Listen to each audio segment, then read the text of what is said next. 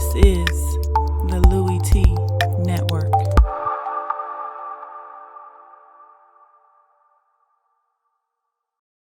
I'm ready for some football. I don't know about you. Who else could it be but your man Lou? Yeah. Overtime!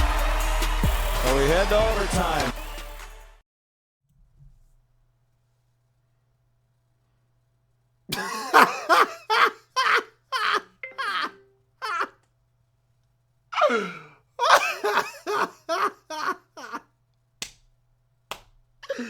Who else could it be but me? Your man, Louie Tee. Welcome to Monday Night Football Overtime. There will be no overtime necessary for this game, by the way. What did I tell you about this game, guys? What did I tell you? I said, come on, don't do this. Don't make us watch this. Don't do it, NFL. Don't. Save us. This is pathetic. The Jets have officially quit. And it's bad. It's bad, and Bryce Petty stinks. And that I was never a Bryce Petty fan anyway, so I had little to no confidence in his ability to play the quarterback position at this level. But in any event, welcome to Monday Night Football Overtime. I, of course, am your man, Louie Tee. And I'm going to do what I can to try to explain the massacre that's currently going on ESPN as we speak right now. 41-3 last time I checked. I've got the game on actually right now, and it looks like the Jets have just scored a touchdown. So it's 41-9 now as we speak. So good for the Jets to get into double digits tonight. This one got out of hand in the first half, and if not for a Jack Doyle fumble, it's probably 31-3 at halftime. And if not for a T.Y. Hilton drop, it's probably like 51 or 54, 55-3 right now, or 9 or 10 now as it stands. Either way, this is total domination on the part of the Colts over the Jets.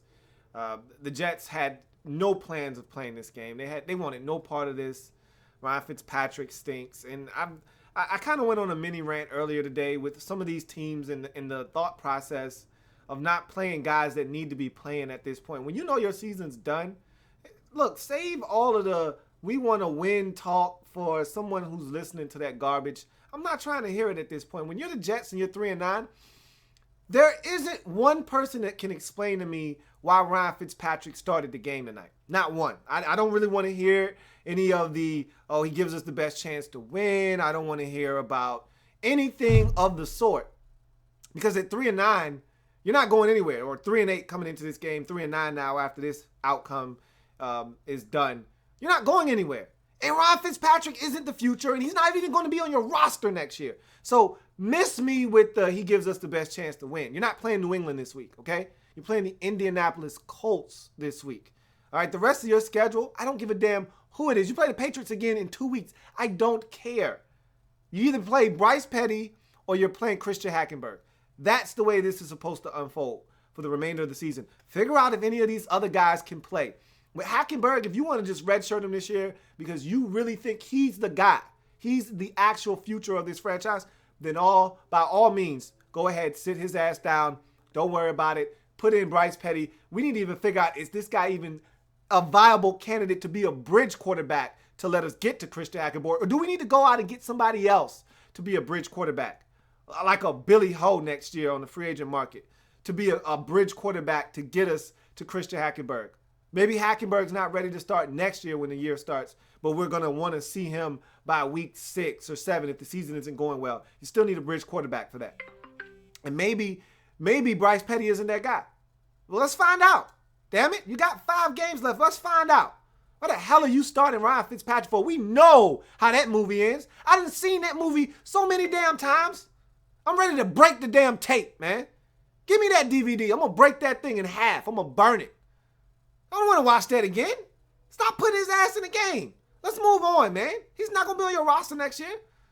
So this is an atrocity here, man. 41-10 right now. And I'm glad the Colts came out and did what they were supposed to do. Protect Andrew Luck. Let him shred these boys. Dwayne Allen with 3 first-half touchdowns. Hope you had him starting in your fantasy lineup this week. That's a big night. In any event, not really much to say about this game. I'm not going to stay here long, man. It was Jets and Colts, man. What you want me to do, okay? What do you want me to do? So, I'll quickly put in this shameless plug. If you haven't already done so, subscribe to the Louie Tee Network for more great content 2016 and beyond, man. We changing the game over here. I want you to help us do that by simply subscribing to the Louie Tee Network. Also, I'm on Twitter. @InTheLabRoom is the Twitter handle. You know how it goes. Go ahead and follow your man. And also, I'm on Facebook, In the Lab Room Facebook page. All my social media platforms in the screen right there, scrolling up and down. So make sure you do what you're supposed to do. Handle yours. Subscribe, follow, like, all of that good stuff. Now, for the Colts in this game, this win's going to put them at 6-6, 3-way tie for first place. Their divisional record, not the best right now at 2-2. Haven't handled business like the Houston Texans have in this division. They're undefeated right now in the division, are the Texans. So Colts have some work to do. But nothing's out of the realm of possibility. There are opportunities that still lie ahead of them. They just got to win football games. That's the name of the game down the stretch of the season, is just winning football games. I still think the Texans, when it's all said and done, when the smoke clears, dust settles, they're going to win this division. But look, I would not count. The one team that I won't count out is the Indianapolis Colts. I think the Titans are dangerous, but I don't think the Titans are ready for what's to come. I think the Colts, however, they've been here. They've done this before, okay? They have the pedigree. Unlike the Texans, unlike the Titans, who don't have the pedigree, don't have the experience, don't have a quarterback that has done this before, the Colts do. And so that makes the Indianapolis Colts the most dangerous of this conglomerate of teams looking to win this division. But I don't like the inconsistency of this Colts team. This will be the first time the Colts have been at 500 since what? What are we talking? Did the Colts make it to 4-4? I don't think they did. I think this is the first time they've been at 500 since like 2-2 on the season. So it's been a while since the Colts have been able to lay claim to just being 500 on the season. That kind of inconsistency scares the hell out of me. So I'm a little apprehensive to say that they're going to win this division, but the Texans are struggling. And I don't know if they're going to be able to stop the little slide that they're on. This is not the right time of the season for this, but I will say this. The Texans have struggled with everyone outside of this division, but they've been pretty good. Now, again, small sample size. Only played 2 games in the division, if I'm not mistaken, both at home. Should have lost to Indy, but they came back and won that game in overtime. Had a close one with Tennessee, but they got that done. They've got 2 with Jacksonville. They need to sweep them, and then they got the other 2 with the remaining teams. And I think, if I'm not mistaken, every single game left for the Texans on the slate are all divisional tilts. So it'll be fascinating to see if they can take care of business, because if you want to win this division, you know my mantra, you know my motto, you better take care of business within the division, or else you don't deserve to win the division. Texas right now undefeated. If they stay that way, they're going to win this division. But that being said, Colts, they slaughtered, they butchered the Jets tonight, and that's what you do to a team who's quit, basically. I mean, the U-Haul truck has started. They've already started packing up their things. Guys don't want to play football anymore. And you know what's the saddest part about this is Todd Bowles is probably going to get fired, and I don't think he deserves to be fired. After what he did last year and what this team is doing this year, at worst, he deserves at least one more year to see if last year was the norm or if this year is the norm for him as a head coach. Anytime you're relying on Ryan Fitzpatrick, you're asking for trouble, though. And I told him that. And I said, hey, look, man, Todd, come here, let me talk to you. Todd said, nah, I know what you're going to say. I don't want to hear it. I'll say, Todd, you can't keep asking Ryan Fitzpatrick to win you games. No team with Ryan Fitzpatrick as quarterback is ever going to make the playoffs. I said, it's in the NFL rule book. Just check.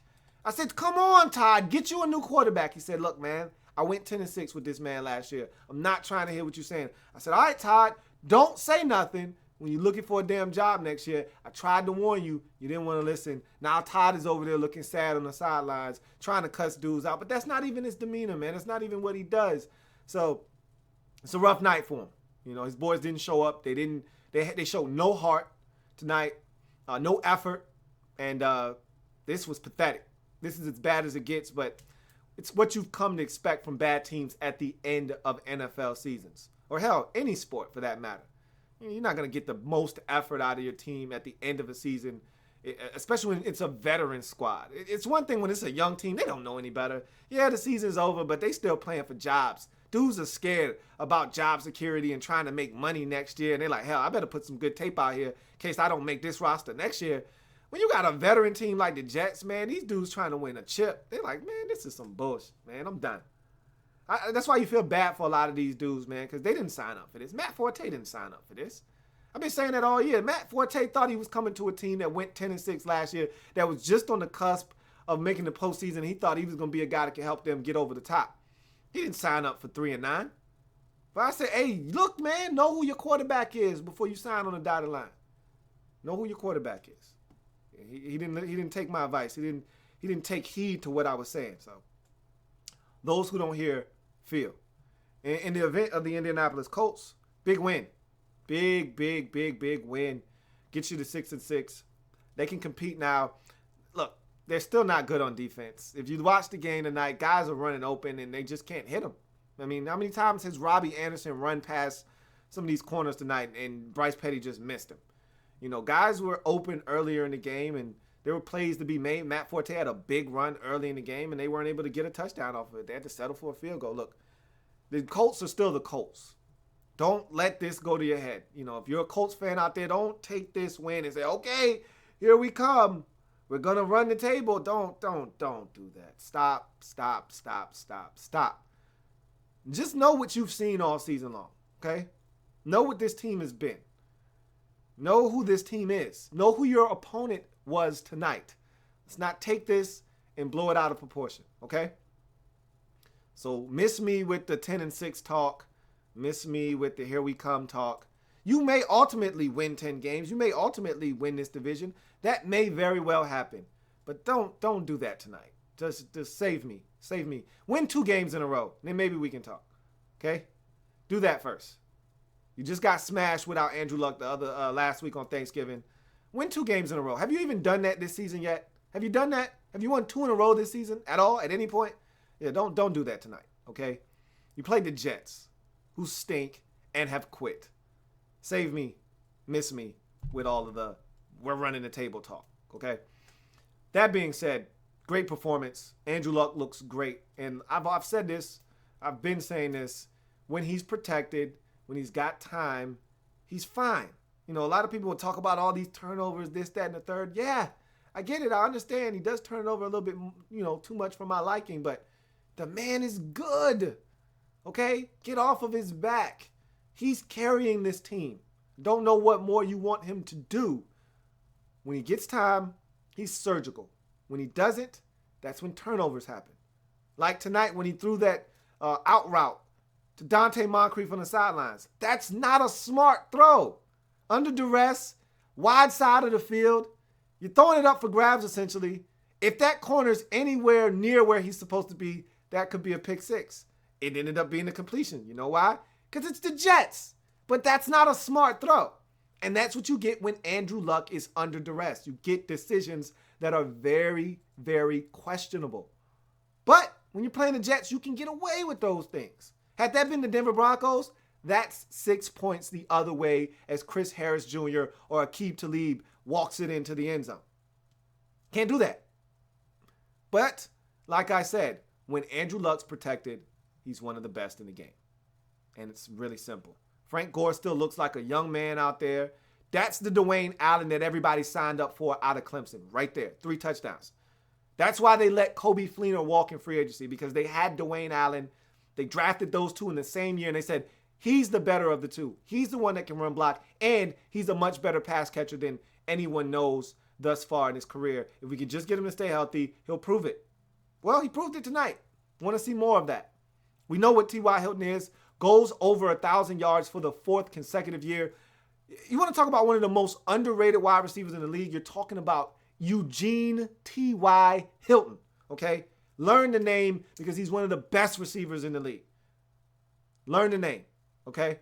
The guy is a model of consistency. When we start talking best receivers, it's easy to rattle off Julio Jones and Antonio Brown and Odell Beckham Jr. and Dez Bryant and A.J. Green. It's easy to rattle off those names. What about T.Y. Hilton? Huh? What about that guy? What about Eugene out there balling in Indy? What about him?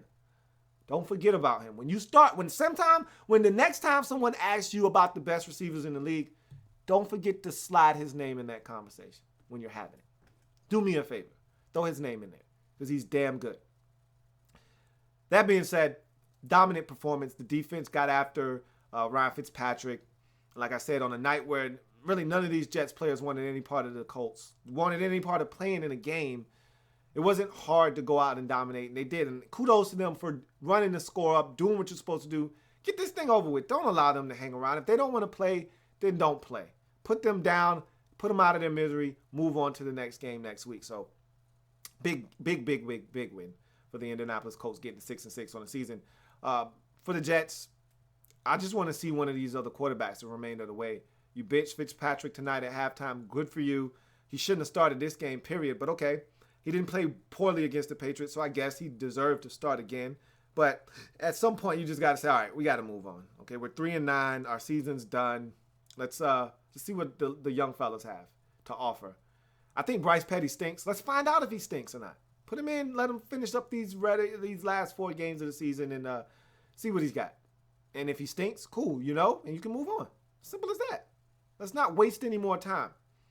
Okay, this season's dead. Let's be productive in these final 4 games. Let's find some things out. Let's figure some things out down the stretch if you're the Jets.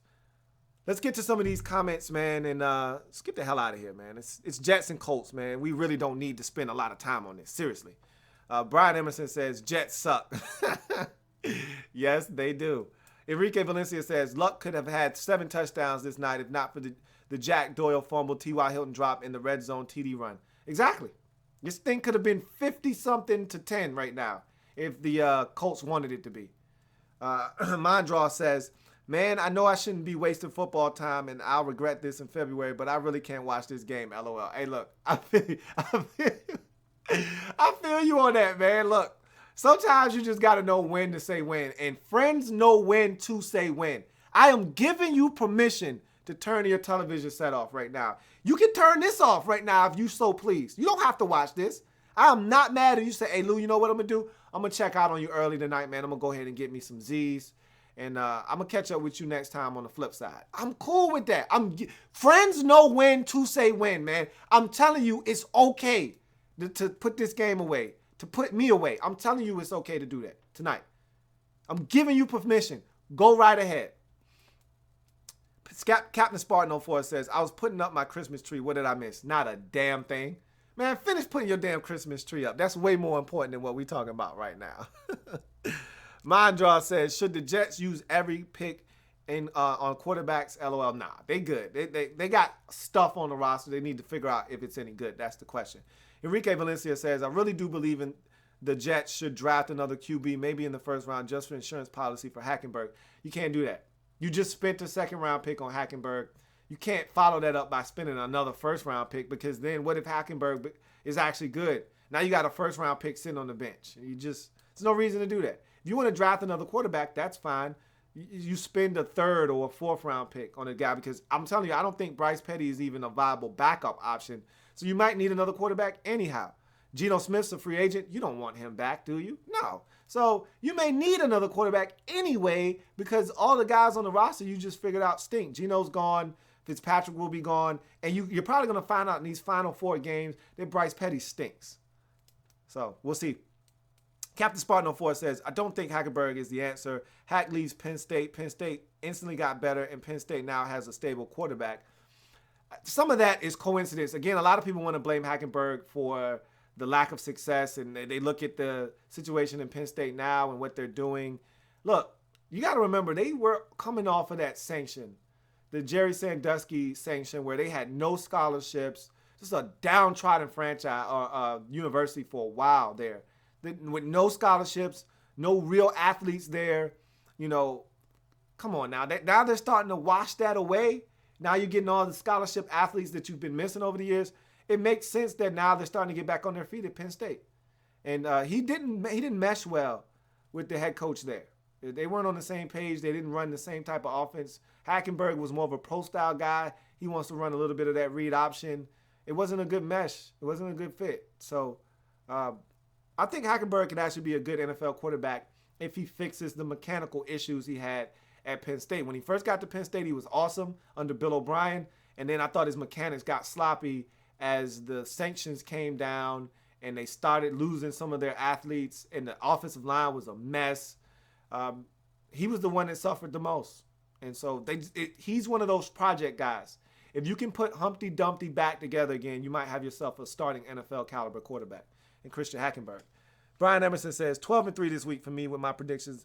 Not bad. How was your week? I don't know. It was pretty bad.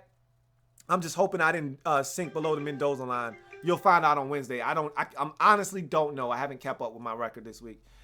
Enrique Valencia says, the reason why T.Y. isn't talked about more is because he doesn't get as many TDs, but man, he's special. Marvin to Reggie to T.Y. Yeah, you've been spoiled out there in Indy for sure with guys who get it done year in and year out. The consistency that this man plays with is remarkable, and he's one of the better receivers in the league, no doubt about it.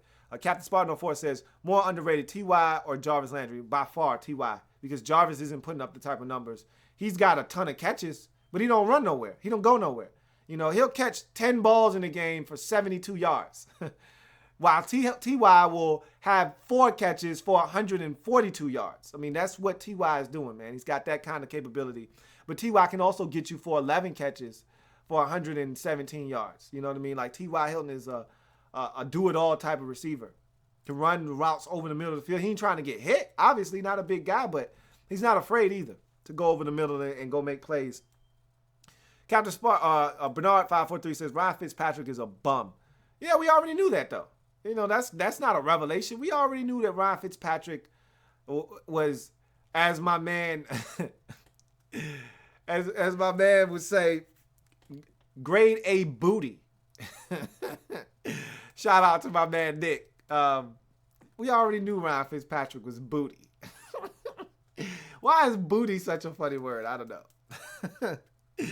Bernard 543 also says Reeves should switch to safety or nah. No, he needs to make that switch. It's about time. Father Time is tapping him on the shoulder like, yo, you ready to go? He's like, nah, I ain't ready yet. Well, you either need to make the switch to safety or it's time to go. One or the other, but you can't keep playing corner. He's making the excuse that he can't jam because of the wrist surgery.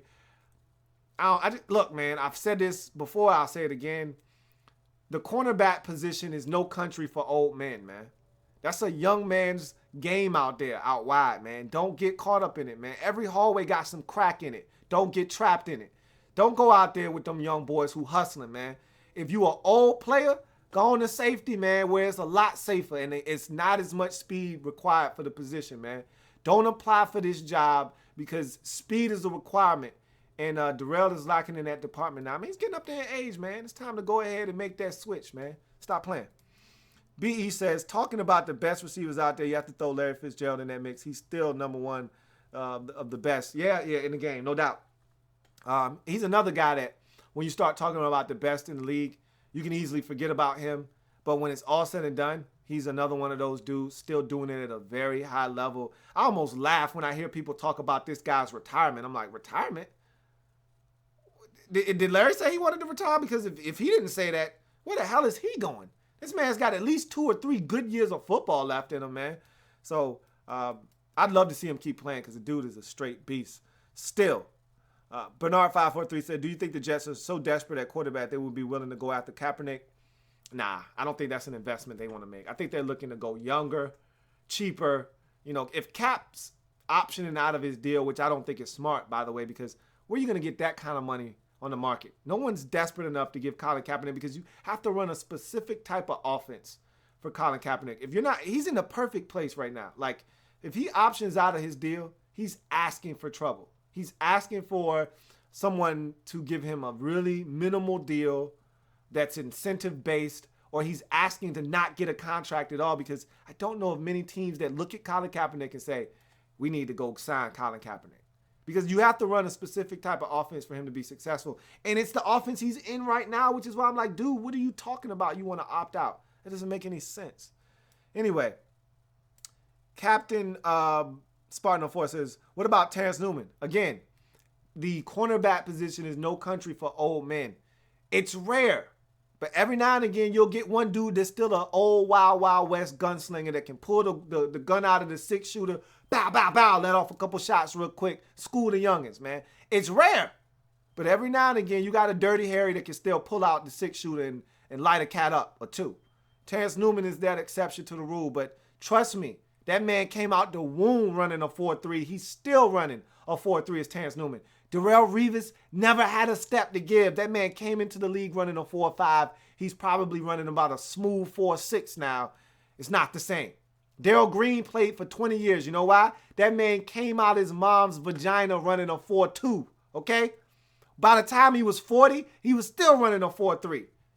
You can get away with playing corner if you can still run really fast. Darrelle Revis never ran really fast. So when Father Time starts tapping on that shoulder and say, hey, man, either you going to move to safety or come with me, that means you done lost another step that you didn't have to give in the first place. It's time to make that switch to safety. So that's all I'm saying. Terrence Newman, among the few that can get away with it because he's still fast right now. Brian Emerson says, think Larry can reach second all-time in catches if he plays another 2 or 3 years? Absolutely. He won't catch Jerry Rice, but he can catch Tony Gonzalez. And if he plays another 2 years, this is the question, though. This is what you got to ask yourself, and this probably will determine if Larry keeps playing or not. Who's his quarterback going to be? Because Carson Palmer, this might be his last year. When you start talking retirement, you're usually about to retire. You usually got one foot out the door. Carson was talking about retirement before the offseason. He just had a child. He's thinking about life after football. This could be it for Carson Palmer. You know, Larry's like, look, man, I done been through this in Arizona before with this quarterback carousel. I'm not doing it. I'm too old. I'm too late in my career, too long in the tooth. I need a quarterback that can get it. And that's where a Tony Romo would come into play. That's where a situation, if Carson Palmer says, hey, I'm done. At the end of the season, he tells the Cardinals, I'm done. That's when you got to go and trade for Tony Romo if you want Larry Fitzgerald to stick around. Because this is a veteran team looking to win now. You can't wait for a rookie quarterback to come in and try to play well. You missed the boat on that. You should have already drafted a dude and been grooming him now for that. So this is a veteran team. They're going to need somebody. That's the only way you get Larry to stick around. Bossaholic says, Jets drop the soap. No doubt about it. Bernard543 says, am I the only one that hates blowouts, especially in primetime games? No, you're not. But this one, I don't want to say I saw it coming, but I knew it was going to be a lousy game. I didn't know if it was going to be lousy because both teams were going to stink or if just one of the teams was going to stink. But I knew it was going to be a bad game, and it lived up to my expectations. Ofo, what's going on, man? Ofo really says, it's so hard to win football games. We take it for granted. Whoever coach told the Colts this late in the season to get them fired is impressive. Bowles should stick to defense. I mean, if he gets fired, he's going to be a defensive coordinator for sure. He's awesome at that, but I don't want him to get fired. I don't think he deserves to get fired, but this is embarrassing. This is bad. Captain Spartan 4 says, hopefully Artie can play for 15 years. He was born fast. We'll see. Got to stay healthy. That's another factor in longevity, staying healthy. Terrence Newman has basically stayed healthy for the duration of his career. That's how you play a long time in this league. If you're battling injuries, it wears on you, it tears on you eventually. And you saw that with Revis. He's dealt with some major knee surgeries, you know, two times in his career, if I'm not mistaken. He's torn his ACL. So this is a guy that has dealt with some injuries. That's going to slow you down too. And again, he didn't have a step to give, so we'll see what happens. Mondraw says, what will happen to Brandon Marshall, though? He's already setting up for post-football career. He's doing inside the NFL. He's all over the media. This guy's made to do television. So it's a seamless transition for him. He's already got one foot out of the door himself. And he already said, this is my last team. I'm not going anywhere else. And if they don't have a quarterback, maybe he says, you know what? I don't want to play anymore. I'm done. I've done enough. I've made enough money. And like I said, he's already transitioning to media. Okay, he's already doing inside the NFL during the season. So he's already got his football future, post-football planned. He's going to be just fine. B.E. says, what if the Cards go take Kirk from the Redskins? LOL, not going to happen. Redskins aren't letting that guy walk at all. Who do you think wins the AFC South now, says Kyle G. Well, it's up for grabs. It's anybody's guess as to what happens. I'm still going with the Texans, followed by the Colts. I think the Titans are still a year away. They're a young football team, and I don't think they're going to get it done down the stretch. But I could be wrong, and the good thing about the Titans is that they have the Texans at home, okay? So that's going to be a big matchup. If I'm not mistaken, they've got Jacksonville twice, if I'm not mistaken, So I think they already played the Colts twice. They got swept by the Colts. So I think their divisional record is what's going to kill them in the end. Not beating the Colts at all. Not beating the Texans the first time. You're already 0-3 in the division. When it's all said and done, 3-3 in the division, probably not going to be good enough when we start talking tiebreakers. So I think it's between the Colts and the Texans. And I think the Texans are going to pull it out. BE says, do you think DJ hits 1,000 receiving yards? He's at 704. Yeah, it's possible. I think he'll be the first guy to do it since Marshall Faulk did it in the Rams days. The greatest show on turf, 1,000 yards receiving, 1,000 yards rushing. It's a rare feat. You got to be an all-purpose machine to do that. And I think he's one of the few backs that could do it in the league along with Le'Veon Bell. Man, he's so good. David Johnson is so good. Ofo says, man, get some sleep, buddy. You're the real MVP. I'm stuck at work and decided to show a preseason game on TV. Yeah, that's what this felt like. It felt like a bona fide third preseason game that the Jets didn't show up to. Alex Burndon says, Dolphins let the city down yesterday, man. Shaking my head. Yeah, that was a rough one. But, again, if you didn't see that one coming, shame on you. This is what the Dolphins do. And I know you're a fan, so you were hoping that this time was different. 6 games in a row makes you feel like it's different. But, nope, I wasn't fooled. I shouldn't have picked them. But I told you I picked them, but I still wasn't drinking that Dolphins juice. And I put it back in the fridge, man, so it can stay cold. But in any event, that's it, man. Let's get out of here. You guys go to bed. It's a wrap. Jets get destroyed tonight, 41-10. Colts take care of business. Andrew Luck goes off. Dwayne Allen, 3 first-half touchdowns. This game could have been a lot worse. Luckily enough for the Jets, the Colts felt like being generous and dropping the football and fumbling another one, or else this is probably in the 50s. But they get a 40-burger anyway for their troubles, 41-10.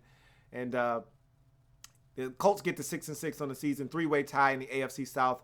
All bets are off. We'll see who wins that division down the stretch. For the Jets, they're 3-9. I don't want to see Ryan Fitzpatrick playing any more football for them the remainder of this season. It's either Bryce Petty or it's Christian Hackenberg, and I don't see Hackenberg suiting up, so it needs to be Bryce Petty unless he gets injured the remainder of the season, so we can find out if this guy's any good or not. I think I already know the answer, but we need tangible proof of that down the stretch. So we'll see what happens with them.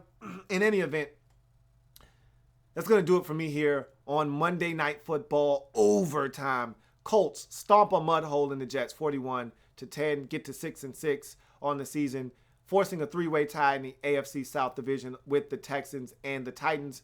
And the Jets dropped to 3-9, and they're looking for one of the top picks in the draft, and they'll probably have a top 5 or 6 pick when it's all said and done. It's going to do it for me here on the program. Remember, we're changing the game one live feed at a time. And also remember, if it happens in the National Football League, whether big or small, we cover it all here on Louie Tee Network. Monday Night Football Overtime. I will see you next time. See you tomorrow for the Redskins Report live, or maybe I'll see you on Wednesday for Louie Tee Live. Maybe I'll see you for both. I don't know. In any event, have a good one. Take care of yourself. Get you some rest. I'll see you tomorrow. Broncos won the Super Bowl when Peyton Manning retired.